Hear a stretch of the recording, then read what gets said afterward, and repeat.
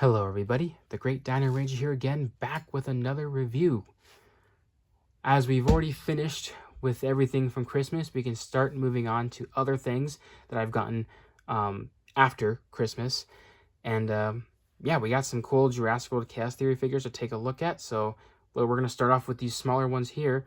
We're going to be taking a look at the Jurassic World Chaos Theory Danger Pack Lophostropheus and Strike Attack Huayangosaurus. So these ones, at the point of making this video anyways, I actually found these on the last day of 2024. So I found these on New Year's Eve at a Walmart. So these ones are technically my last figures of 2024. I'm just obviously reviewing them and posting the video here in 2025. But yeah, I'm really glad to have these in my collection because these are both brand new species from Mattel.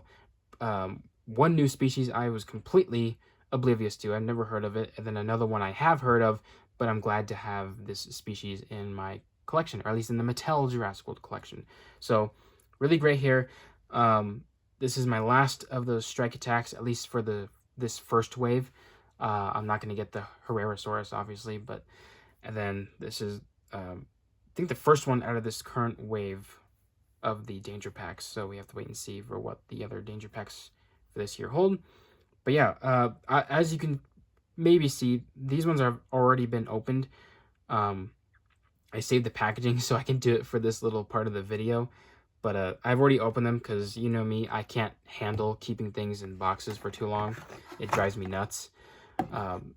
Which is why I don't know how collectors are able to keep things in boxes. It's like, I wouldn't be able to handle that. I need to open these and, you know, hold them in my hand, fidget with them, display them on shelves and pose them, you know, all that kind of cool stuff. So we'll take a look at the packaging. This is, I think, my first, yeah, looking back at it, this is my first danger pack for this new 2025 Chaos Theory toy line. So the packaging, the colors, the design, the logo in the back was really awesome. We got this whole little cage thing right here. Still don't know what they're trying to mean with that. A danger pack Lophostropheus. Here on the back, we just got some other generic stuff. Pretty much the same thing we've been getting for years now. And we got the other ones in this current wave. We got a Dimetrodon, which is a repack. A new species, the Jacopil. Another repaint, which is the Sungaripterus. And then obviously the Lophostropheus. I'm wanting to get the Jacopil because that's a new species. I do not care for a repaint of the Sungaripterus because I already got one. And I definitely do not need that one because Mattel's Hammond collection is already the best one. So that's pretty much it for the packaging. We obviously don't need that. For the Huayangosaurus here, pretty much the same thing as the past ones that we've seen with the Pyroraptor and the Thupangaka. The only difference is just the different animal and the logo, obviously. Here on the back, just shows you a nice little render of the figure. It's got a head striking action, which is really weird for a stegosaur. It really should be just using the spikes or the tail, but facts up information and all that. And then we got the others in the lineup. Pretty much have them all. Skipping out on the Huayangosaurus because it's the same one from 2023, but I already got these ones. So yeah, let's go ahead and take a look at these figures here. Starting off with the Lophostropheus. A completely brand new species, not only from Mattel, but a brand new species I never knew about. So that's really cool. Mattel's still educating me with all these different species that they find and make figures of. So I'm really glad. And I think this is probably the only species, yeah, I think this is the only Lophostropheus that has ever been made in any company, I believe. So, you know, that's something to celebrate Mattel. There's hair on the figure. Okay. So yeah, overall, a really cool looking figure. The amount of detail Mattel is putting into these smaller figures is insane. It looks really good with the amount of skin folds and the little bumps across the back here, which is a nice touch. Continues all the way down to at least almost to the tip of the tail. And you got some nice scales all over the entire body and some lined texture for like some of the parts of the skin. You can see the muscle definition, some of the muscles and the bone structures poking throughout the entire body, which looks really nice. And you got these larger little bumps or osteoderms on the legs right here, which is a really interesting touch. The feet are nicely sculpted with the ridges on the toes and the dew claw. The hands are nicely posed in the correct position. I like the folds here on the neck. I don't know, I really like that a lot. You can see some more muscles on the tail.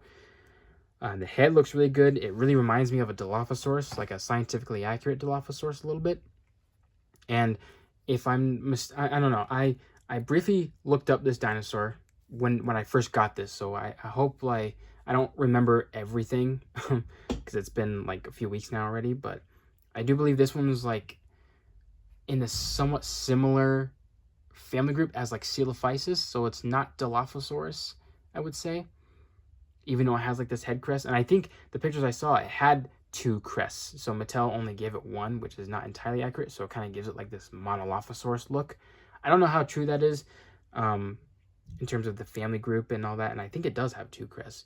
Now I have to look it up, but it does look really nice. The teeth, nicely sharp, so Mattel's been actually adding some sharp teeth to these smaller figures, which looks really good. And these scales on the face look really nice, especially here on the lower jaw. So yeah, it's a really nice detail on this one, and especially on the crest as well. The paint job is really nice. It's basic, but it's also really realistic, and I really like it a lot. It stands out from other figures from Mattel. I like the bright, like, lime green for the crest. It makes it stand out and colorful, so more for display purposes. And I like the dark green around the face area and the bright red eye with the black slit for the pupil. The yellowish teeth that are a nice touch, and then the fleshy coloration for the tongue and the gum flaps. And I like the brown for the majority of the body and the light color for the underside. So very basic, but it works really well in my opinion. Also, another thing with these smaller figures, we get some damage. We got some actual sculpted scars and scratch marks all over the body, which is a nice touch, which is something that Mattel's been doing with a lot of these 2025 figures. So you can see some scratches right there, here on the legs, some small ones here on the arms. There's even some on the face and on the head. I think some damage on the crest, which is why it's not smooth but kind of jagged, like modern day birds with crests, like the cassowary. So really nice attention to detail there. We got some more scratch marks. Look, like that's a big one right there. That'd be really cool to paint in at some point. Articulation, the jaw can pretty much open and close. It's kind of stiff on mine, but you get the idea. And then the head here just moves up and down. I still don't know why Mattel kind of got rid of the whole ball joint head where you can twist it and move it up and down at the same time. So I don't know why they changed it, but it can still move up and down though. The arms can move front and back. I'm going to keep them like this, which is a more accurate position, and the legs can just move forward and backwards. So very typical for these Danger Packs, nothing new. And the tail can also swivel, but we don't really care about that. Here is the scan code though for that. But yeah, a very cool one out there. Next up, we got the Huayangosaurus, which is a brand new stegosaur added to the lineup. Mattel, like I said in the previous videos, they love doing multiple figures of multiple species from various different family groups.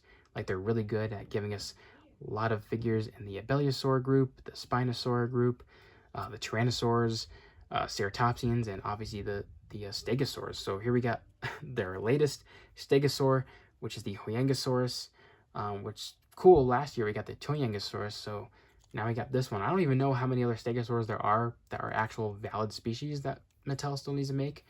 So I guess we'll wait and see. There could be some out there that I don't even remember or know. So a really cool one too. Another nice little design here. Here on the head looks really great with the beak and the nostrils on the beak this time. So it's kind of going with that Lost World Pachycephalosaurus design, which if you look closely, its nostrils are actually on the beak, which is a very interesting design choice.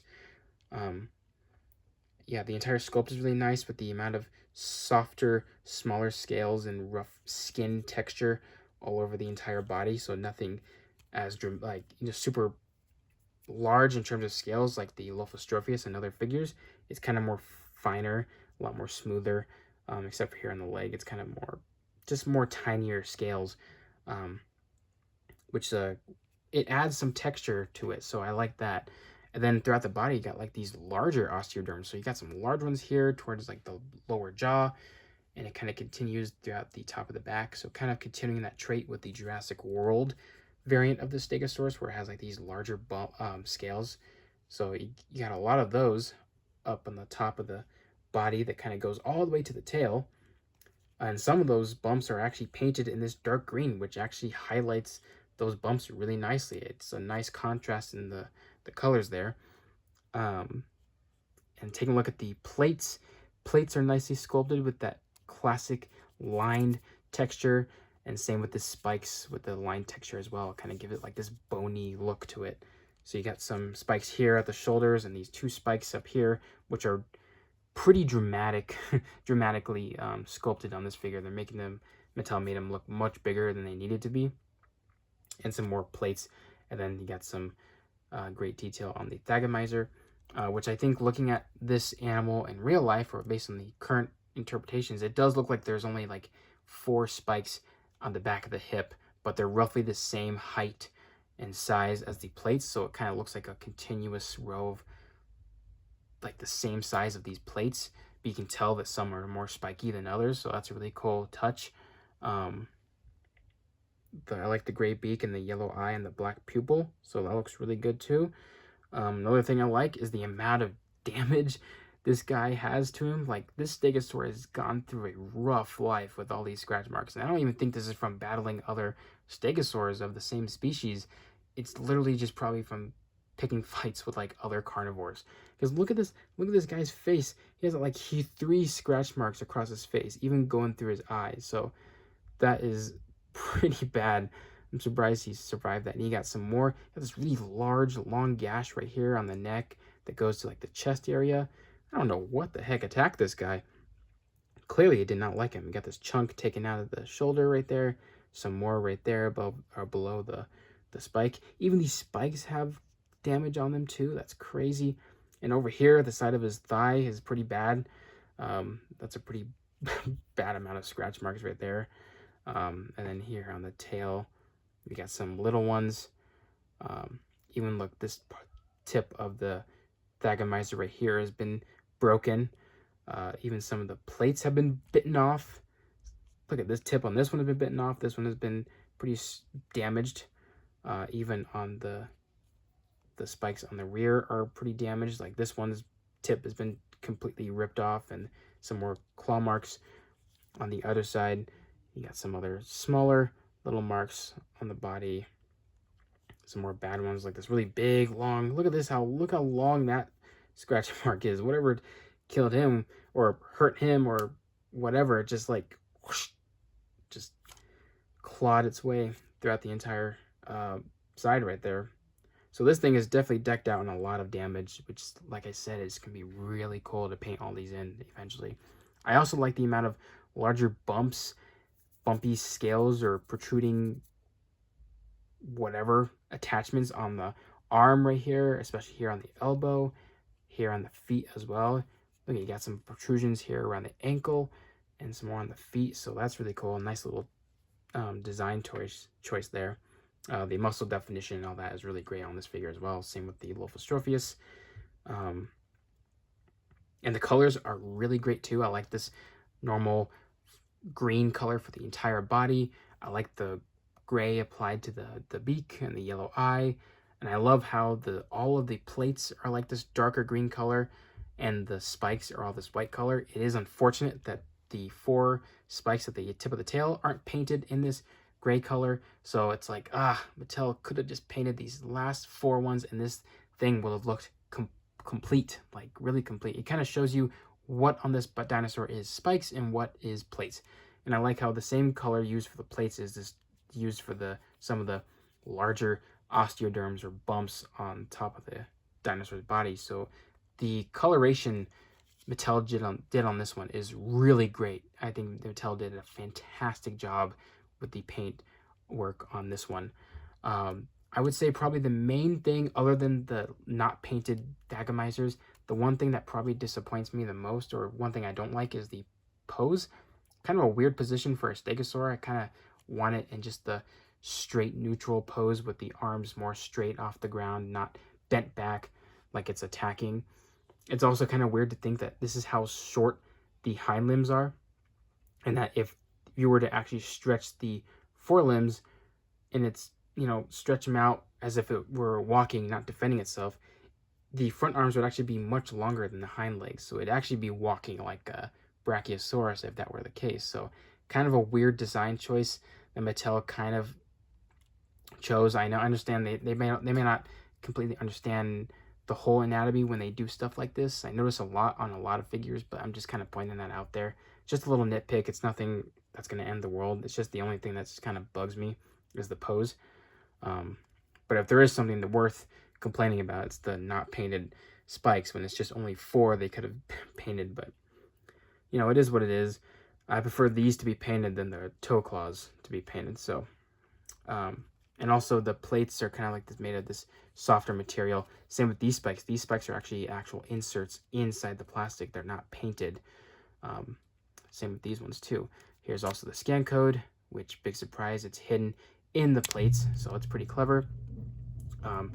Articulation wise, the back legs can move forward and backwards, pretty standard. Same with the front legs, and interestingly they don't pivot in and out on these ones, so kind of makes it more easier to manipulate, I guess, for not being a Hammond collection figure.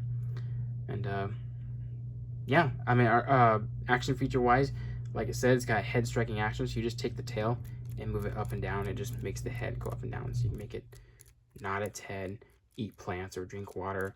So kind of a weird action feature for a stegosaur. I mean, if it's just eating, I guess it's cool, but usually you would think it's something revolving the tail or the spikes or something. But it's really cool though, regardless. So really nice species right here.